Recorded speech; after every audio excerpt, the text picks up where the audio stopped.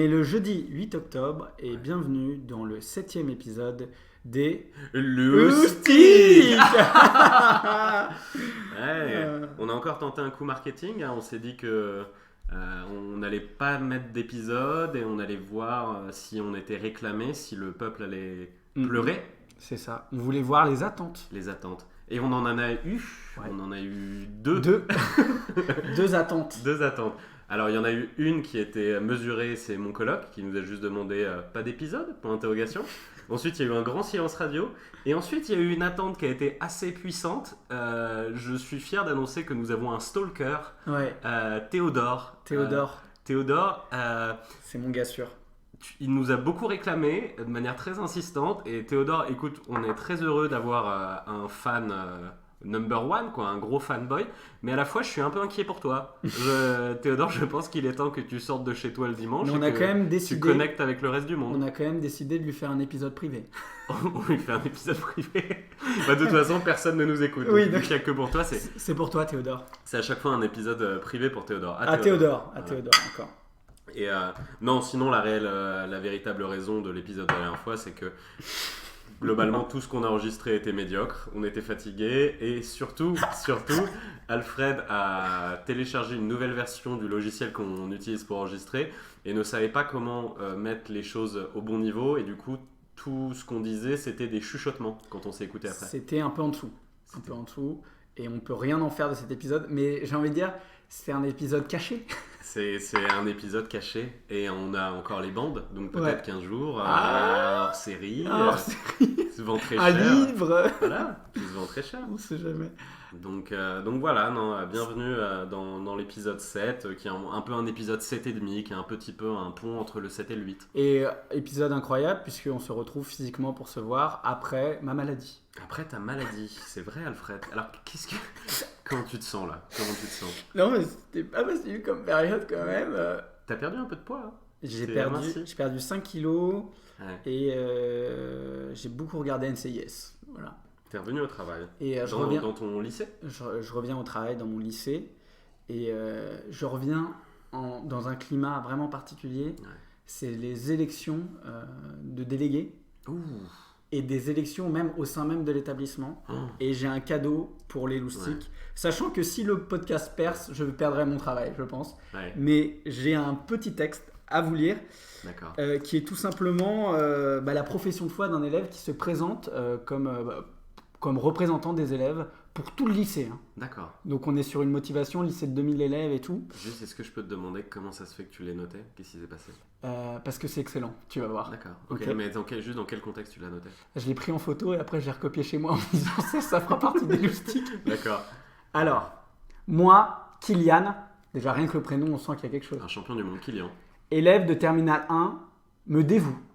Et aimerait vous aider au long de cette année périlleuse, vous écouter, vous conseiller, vous aider, fera partie de mon train de vie. La répétition, vous aider 2 fois, moi ça m'inspire. On dirait François Hollande. Ensuite, moi président. Ensuite, j'ai déjà prouvé ma détermination maintes fois. Notamment, j'ai créé un compte Instagram rigolo qui parle du lycée. Parlez de vos rêves, mais les réaliser, telle est ma devise. Bref, pour faire court, votez Kylian, le fils du vent et de la pluie. Oh mon Dieu, ce finish. Et c'est celui dont tu me parlais qui mange toujours tout seul à la cantine ou... Non. Parce que j'ai raconté à Robin dans l'épisode 7 initial que parfois je surveillais la cantine et il y avait un élève qui mangeait au réfectoire tout seul et qui retirait son dentier avant de manger. Et vraiment, j'avais mal pour lui parce que je sentais vraiment sa solitude. Donc, ce que je faisais à chaque fois, c'est que je me rapprochais et je jetais son plateau par terre. Pour l'endurcir, parce que peut-être que ce sera le nouveau Steve Jobs de demain. Et même pour te faire accepter des autres. T'es devenu un peu le chef de la meute en faisant ça. C'est ça. T'as raison. C'est ça. Soumettre le soumis pour faire partie de la bande. T'as complètement raison. Non, évidemment, c'est pas vrai. Et je suis désolé pour lui. On sait tous que c'est vrai. Mais du coup, Sian, je voulais faire un petit segue parce que tu parlais d'élection. Un segue. Alors, qu'est-ce que c'est? Tu connais pas cette expression? Non. C'est un truc américain non. qui est vachement utilisé à Los Angeles, dans la Silicon Valley, pour dire une transition, quoi. Ok. Tu fais un segway. Mais c'est pas un truc aussi qui est... Si, c'est le truc avec lequel les gens Ouais. se déplacent quand ils veulent être stylés. Quand ils ont de l'argent, ouais. Ouais. Vas-y. Avant quand ils ont de l'argent. Ok. Oui, non, bah, pour faire un segway, une transition si tu préfères, tu parlais d'élections.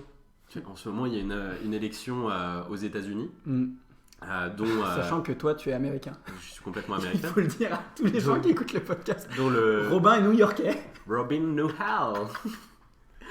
Dont le. J'adore quand tu fais des voix. Ouais. Le personnage principal et le Dark Vador de cette histoire est Trump. Et Trump, qu'est-ce qui lui est arrivé? Où est le parallèle dans cette histoire entre toi et Trump? Il a eu le coronavirus. Ah, c'est vrai qu'il y a eu le corona. Et juste pour replacer, parce que j'ai une question à te poser, j'ai envie d'avoir ton sentiment sur ça. Donc, Trump, il est obèse, il a 75 ans, il a eu le coronavirus.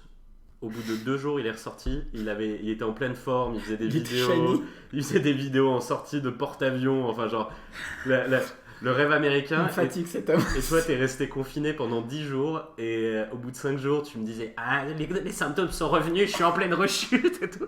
Donc, où est-ce que t'en es? T'es sérieux de parler de ma rechute au stick là? Où est-ce que t'en es physiquement dans ta vie pour la comparaison avec un obèse de 75 ans soit en sa faveur? Bah, j'ai pas les mêmes moyens. D'accord.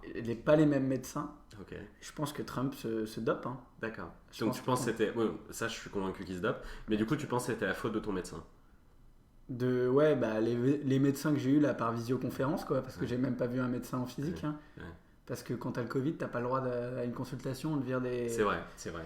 Ouais, je pousse mon coup de gueule. Mais moi, je pense que ça peut être lié avec le fait que depuis une dizaine d'années, tu te nourris essentiellement de kebab. Je pense que ça t'a pas aidé dans C'est la vraiment- gestion du Covid. Et l'autre fois, j'ai pris un fruit et Robin m'a dit c'est la première fois que je te vois manger un fruit. C'est insupportable, tu remets toujours en doute le fait que je sais m'alimenter. Non, mais moi, ce que je trouve incroyable, c'est que tu te dis quelqu'un qui mange autant de kebab, il va être ce gros, et toi, t'es tout skinny. Comme t'as pas un verre solitaire? J'ai un ver solitaire depuis 24 ans dans le ventre. Et c'est peut-être... C'est moi, je suis devenu. C'est peut-être pour ça que ton Covid il a été tough, parce que peut-être t'as eu le Covid et ensuite la rechute c'est ton ver solitaire a ensuite attrapé Ah, le le Covid. Covid, il toussait à l'intérieur de moi. C'est ça, c'est ça. Ah, pas mal, pas mal. Mais moi j'ai une question par rapport aux États-Unis d'Amérique, du Ouais, coup. ceux d'Amérique, ouais. Est-ce que tu es américain depuis ton séjour en Floride? Depuis mon séjour à Tampa Bay. Robin a fait un séjour linguistique. Je crois que j'ai jamais compris comment t'avais réussi à te faire payer ça, honnêtement. Bah non, mais c'est mes parents qui me l'ont payé, c'était pas... Enfin voilà, de la même manière que toi tu t'es tout fait payer dans ta vie, enfin tu vois, c'est un moment... Non, Non, tu vois pas de quoi je parle? Non. c'est pas la même chose. Non, par contre, il y a un truc intéressant à dire Non, sur... Attends, c'était un séjour linguistique aux États-Unis Ouais. sans américain. Non, sans américain. C'est On était quand même que des incroyable. français, ouais. Moi, j'ai pas du tout appris à parler anglais là-bas. Par contre, je me suis beaucoup amusé et c'est là-bas que j'ai commencé à fumer, tu vois. Donc, tu vois, comme quoi c'était quand même bénéfique. Bravo papa et maman de m'avoir payé ce séjour. C'est si drôle, c'est vrai. Ouais, bien sûr. C'est à cause de ces jours-là. Ah bah c'est à ce séjour-là que j'ai commencé à fumer. Et ce qui est drôle, c'est qu'en fait, je traînais avec un petit groupe de Français qui étaient un peu plus vieux que moi. Moi, j'avais genre 16-17 ans. Et eux, ils avaient genre 18-19. Et en fait, j'étais le seul à avoir une tête, à avoir 35 ans. Et j'ai toujours eu cette tête-là. Moi, tu sais, quand j'avais 15 ans, les gens, ils m'appelaient monsieur dans les couloirs. Et du coup, en fait, ils se servaient de moi, ces mecs-là qui étaient plus vieux, qui avaient 18-19 ans, parce que l'âge légal là-bas, c'est 21 ans. Et ils te demandent ta carte sinon. Et en fait, ils se servaient de moi pour aller acheter de l'alcool et des clopes. Incroyable. Parce qu'en fait, à 16 ans, j'avais l'air d'en avoir 35, donc moi, ils me demandaient pas, ils faisaient « Hello sir, how are you sir? Il t'adorait. Comment ça se passe à Wall Street aujourd'hui, monsieur ?» Et du coup... J'annonce aux téléspectateurs que Robin vient de me tuer avec sa vanne de Wall Street. Ah, mais moi, c'était incroyable. Les mecs se How are you, sir? Comment ça se passe à Wall Ah, Street? le mec derrière la caisse, il me demandait des conseils de vie. How do you become a man? Et du coup, bah voilà, j'achetais Ok. des clopes et des Putain, bières. on m'a dit d'arrêter de rire sur le podcast, mais c'est dur. Hein. Ah, c'est dur. Il y a les c'est- auditeurs qui sont pleins, genre ouais, tu rigoles trop et tout. Les gars, c'est pour s'amuser, c'est normal que je rigole. Frère, je comprends pas, il y a 30 personnes qui nous écoutent et les mecs se plaignent Ouais, déjà. c'est tout le temps ça. Genre, je comprends pas. Mais on a des clients très élitistes. Très dur, très dur. Je passais à Boulogne l'autre fois en moto et tout. Et Ouais. À Boulogne-Billancourt. ouais, Boulogne, À Billancourt. Boulogne-sur-Mer. Et je suis passé devant une sandwicherie. Oh, t'es chiant. T'es tellement relou. Vas-y, continue. Il s'appelle Linas. Ouais. Et je voudrais que tu dises à nos loustiques et à tout le monde, je voudrais que tu racontes ton expérience chez Linas. Alors, Merci. Putain, j'espère que mon père il écoute ça parce que mon père c'est sa blague préférée, il m'en reparle tous les jours C'est tellement drôle. depuis cette époque. Donc ce que les gens savent pas forcément sur ce podcast, c'est que j'ai un passif dans la restauration. Arrivé sur le coup de 16-17 ans. Un peu comme un Mexicain qui aurait émigré aux États-Unis. Ouais, moi j'ai émigré de Saint-Cloud à Boulogne-Billancourt. J'ai passé notre Rio Grande locale qui est la Seine. Et je suis arrivé sur la place principale de Boulogne-Billancourt. Des passages. Voilà, pour ceux qui connaissent Boulogne, qui est une très belle ville. Et je suis allé chez Linas, qui est donc une sandwicherie j'espère que tout le monde connaît pas. Moi je trouve que c'est les enfoirés. On sent l'amertume. Voilà, et je leur ai demandé s'ils pouvaient me filer un job. Le patron me l'a joué, genre il croyait que c'était Steve Jobs, le patron du Linas de Boulogne, et il m'a dit je vois beaucoup de potentiel en toi, moi t'es comme une petite fleur qui demande qu'à éclore et moi je vais essayer de te pousser vers ça et tout. Donc voilà. Il t'a donné du leadership, ça. Voilà. Donc la petite fleur, il lui a foutu un vieux tablier tout pourri. Et ils m'ont formé pendant une journée à faire des sandwichs. Bon, j'étais une catastrophe parce que je passais mon temps à me lécher les doigts. Et apparemment, c'est une chose qu'il faut pas faire. Mais moi, j'y arrive pas. Moi, s'il y a de la sauce sur mes doigts, je me les lèche. Moi, je suis un kiffeur. Moi, je suis un bon vivant. On peut pas t'arrêter. Et en fait, ils passaient leur temps. Ils voulaient limite me taper sur les doigts. Ils me faisaient tu arrêtes. C'est comme si j'étais un chien. Tu sais, je passais mon temps à faire des sandwichs et ils me tapaient sur les mains, tu vois. Je me les léchais. Et tu léchais tes doigts et tu donnais les sandwichs aux gens. Il y a des gens qui ont été mal servis, qui sont jamais revenus. Et ensuite, ce qui s'est passé, c'est que je suis tombé. Donc en fait, tous les gens qui ont travaillé dans la restauration ou qui ont fait le vendeur dans un magasin et tout, ils savent qu'il y a une personne pour ce magasin qui est le chétan. Il y a une personne qui va passer son temps à venir, qui va venir tous les jours, et à chaque fois qu'elle va venir, tout le monde va lever les yeux au ciel et faire putain, mais qu'il meurt. Et en fait, moi. Le pire client. Ouais, et en fait, moi, le client, il est venu. Et en fait, ils m'ont mis ce client-là. Ils auraient jamais dû, ils auraient dû me préserver, tu vois. Tu le fais au bout d'un mois, quoi. Moi, ils m'ont mis ce client-là. Donc, le client est arrivé et déjà, sa commande n'avait aucun sens. C'était genre le mec, il marmonnait un peu, il parlait pas bien, il regardait vers le sol, et il demandait des trucs genre vous avez des figues? Non, parce que je veux pas de figues. Tu sais, genre que des trucs comme ça, tu sais, genre il demandait tous les trucs, tu sais, vous avez du cheddar? Moi j'aime pas le cheddar. Non, mais là. Donc déjà, sa commande a mis 2 heures. Je lui fais son sandwich. Le mec revient au bout de 3 minutes, je lui donne son sandwich, il revient au bout de 3 minutes, il dit ah, c'est pas bon, là j'ai demandé comme ça et c'est pas comme ça, il y a trop de moutarde. Je lui refais son sandwich. Les mecs me regardent et ils me disent non, tu le refais, tu vois, le client a toujours raison. Je refais son sandwich. Le mec revient, il m'insulte. La deuxième fois quand il revient, il me fait ah, mais c'est pas possible, vous êtes un débile mental ou je sais pas quoi. Wow. Ils me regardent, les mecs, ils me font non, il faut que tu le fasses. Je refais son sandwich. Une troisième fois. Et là, le mec, qu'est-ce qu'il fait? Il me jette le sandwich à la gueule. Mais non. Genre, il l'a pris sur sa petite assiette, il me l'a jeté dessus et il m'a dit il se fout de ma gueule, lui. Moi, je me suis avancé sur le comptoir, je lui ai mis une gifle. Fin de journée. Direct. Fin de journée. Fin de tournage. Renvoi. La petite fleur ne s'est jamais ouverte aux grandes dames du Steve Jobs du Linas de Boulogne. Mec, j'aurais tellement voulu voir ça. Quand t'as passé au-dessus de la main du comptoir, tu lui as mis un aller-retour à la Raphaël Nadal. Et donc voilà, ça a été mon expérience de la restauration. Ils t'ont pas gardé. Ils m'ont pas gardé. Ah, merci beaucoup pour ce moment. Mais je pense que c'est une expérience qui m'a appris beaucoup, qui m'a fait grandir, qui m'a fait découvrir que je ne voulais pas être serveur chez Linas. Tu vois. Et c'est bien de savoir ce qu'on veut pas. C'est beau de découvrir des choses comme ça sur soi. Ouais. Bon, par contre, cette histoire m'a jamais complètement quitté parce que, comme je l'ai dit, dès que je vois mon père, à n'importe quel moment, il me demande comment ça se passe chez Linas. Depuis presque 15 ans maintenant. C'est devenu, même moi, je le connaissais cette histoire. C'est devenu un running gag familial. Donc je suis très fier, voilà. Moi, surtout, j'ai le souvenir de toi qui part tout fringant. Ouais. Justement, avec ton costard pour déposer des CV. En mode, je vais bouffer le monde, Alfred. Il faut pas attendre d'avoir 18 ans pour commencer à bosser et tout. Ouais. Et ouais, un jour plus tard, tu me dis, ça n'a pas été concluant. Ouais, bon, au final, c'est pas mal, tu vois, parce que en fait, le plus important, c'est pas de ne jamais tomber, c'est de savoir se relever. Et qu'est-ce que j'ai fait du coup derrière? J'ai trouvé un job dans un vidéoclub. J'allais te lancer là-dessus. J'ai trouvé un job dans un vidéoclub, ça s'est très bien passé. Ça n'a pas duré très longtemps non plus parce que j'étais pas bon non plus pour travailler dans un vidéoclub. Il y a plein de choses que je ne sais pas faire, hein. Concrètement. Il y a beaucoup de choses que je ne peux pas faire. Et du coup, bah ouais, ça s'est mal passé dans ce vidéoclub. Mais par contre, l'un des mecs qui bossait avec moi au vidéoclub avait genre 3-4 ans de plus que moi. Donc il avait envie de m'apprendre la vie. Tu sais, c'est toujours comme ça, hein, quand un mec a 2 ans de plus que toi. Il avait genre 4 ans de moins que nous maintenant. Exactement, mais il me faisait, mais t'es un ouf, tu connais pas ça, ça et tout. Et par contre, il m'a fait découvrir ce mec-là, Louis C.K. Et c'était un gros blaireau, mais par contre, il connaissait Louis C.K., qui est un humoriste extraordinaire. Ah là là. Et du coup, ça m'a ouvert les yeux sur le stand-up. Et par ricochet, je t'ai ensuite fait découvrir Louis C.K. la même année. Et tu es devenu humoriste parce que tu étais fan de Louis C.K. C'est fou, l'histoire, c'est que j'étais en prépa, moi j'étais en Cagne à l'époque. Attends, juste pour boucler la boucle. Tu es aujourd'hui humoriste. Parce que j'ai mis une tarte à un mec chez Linas. Je check ça fort, Voilà. incroyable. Voilà. Incroyable.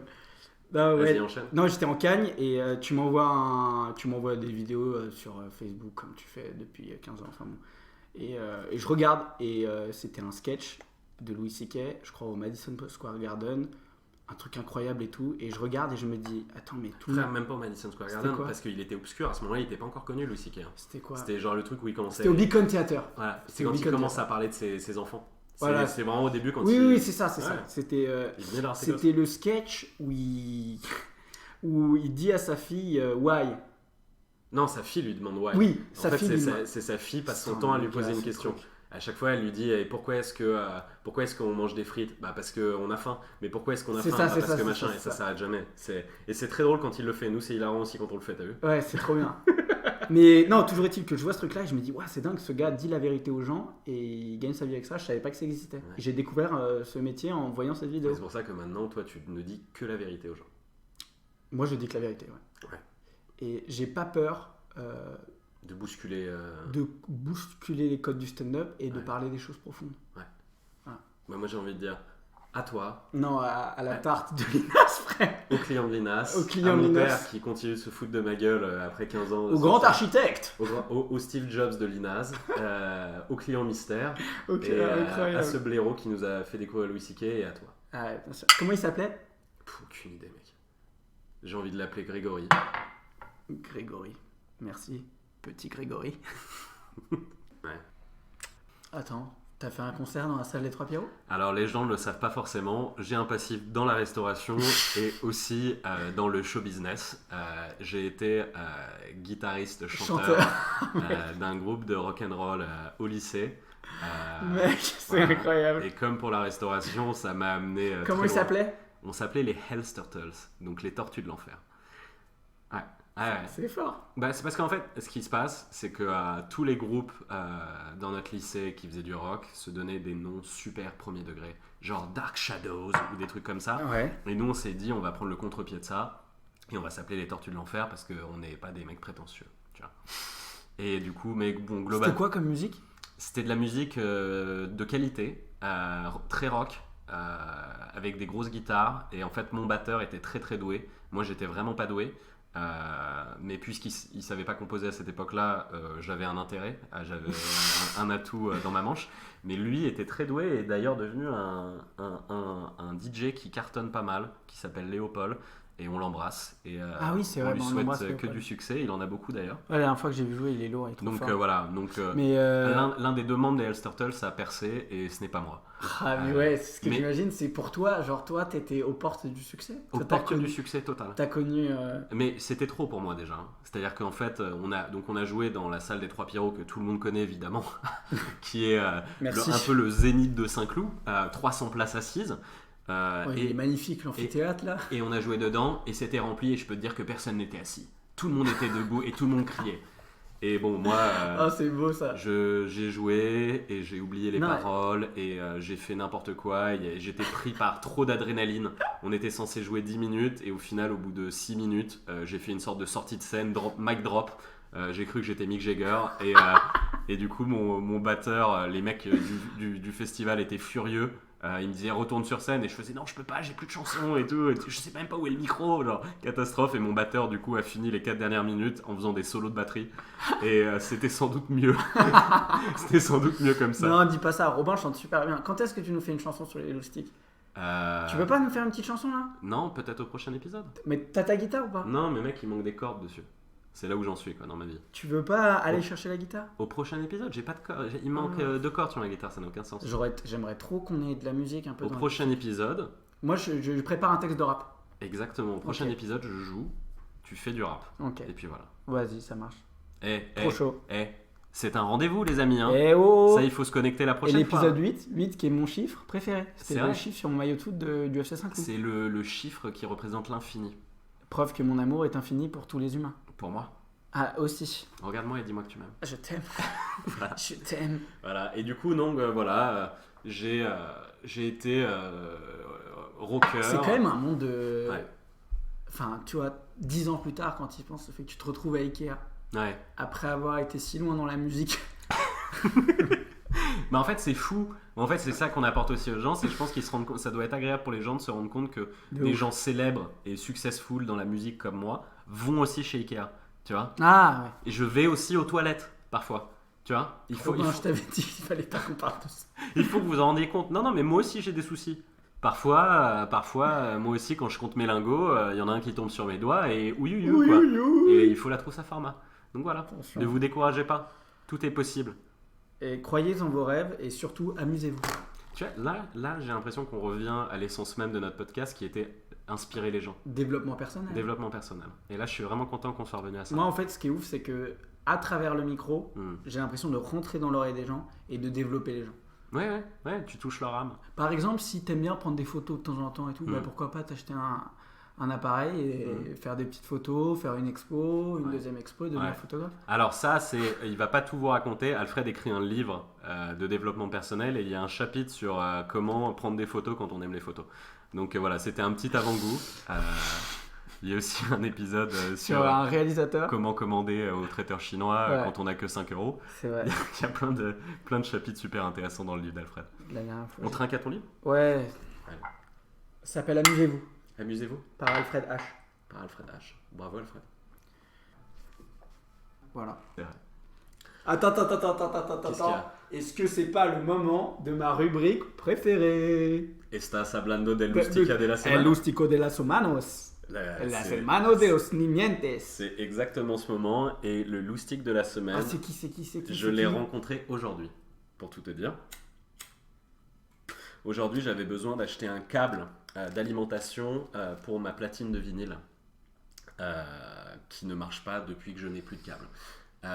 Et pour ça, je suis allé dans une enceinte fantastique de Vine. D'ailleurs, Ouais. une enceinte. Très drôle, très drôle. Non, je suis allé dans une enceinte qui est Je sais pas. à la Fnac. Ah oui. Putain, t'es vraiment un clodo. Donc, je suis allé à la Fnac J'ai une carte, la Fnac. et j'ai rencontré mon loustic de la Ah, semaine. c'est qui? Je voulais te demander, est-ce qu'il y a personne plus triste sur Terre que quelqu'un qui travaille à la Fnac dans un département technique? Parce qu'en fait, c'est terrible, parce que c'est des mecs qui sont passionnés, genre par exemple de stéréo ou d'ordinateur, de machin, de trucs que les moldus comme moi ne comprennent pas du tout. Ouais. C'est des puristes de ouf. C'est des puristes de ouf. Et toute la journée, ils se retrouvent à parler justement à des moldus, des gens complètement cons qui n'ont aucune idée de comment ça fonctionne, mais qui, puisque c'est le client, le client est toujours roi, et du coup, ils doivent essayer d'être sympathiques. Tu vois? Et ils se retrouvent avec des gens qui leur posent des questions, genre « Bah non, mais parce que mon truc, il faisait de la musique, et en fait, là, il en fait plus. Et en fait, je crois que c'est le truc qui rentre dans le mur, là, qui envoie de l'énergie, qui marche plus. » Tu leur parles comme ça? Non, mais j'ai été complètement ce mec-là. Genre, je suis arrivé, ce que je disais n'avait aucun sens. Et le mec, c'était terrible, c'était extraordinaire. Il me répondait en souriant avec sa bouche Derrière un masque? et en pleurant avec ses yeux. C'est-à-dire que le mec m'a répondu vraiment, m'a fait... Il avait deux Ouais, émotions. le mec me faisait genre, oui, bien sûr, monsieur. Bah, il y a des questions de volts, d'ampères. Non, vous savez pas. Oh non, là. non, vous savez pas. C'est Non, pas grave. C'est pas grave. juste la Non. base. Et du coup, il simplifiait les trucs. Il faisait, elle ressemble à quoi votre enceinte? Elle Oh est là un là. peu carrée? Elle est un peu... Vous connaissez la marque? Non, vous connaissez pas la marque. C'est pas grave, monsieur. Et il m'a vraiment pris par la main. J'étais vraiment un débile mental. Et en fait, c'était horrible parce que, genre, j'avais trop d'amour pour lui.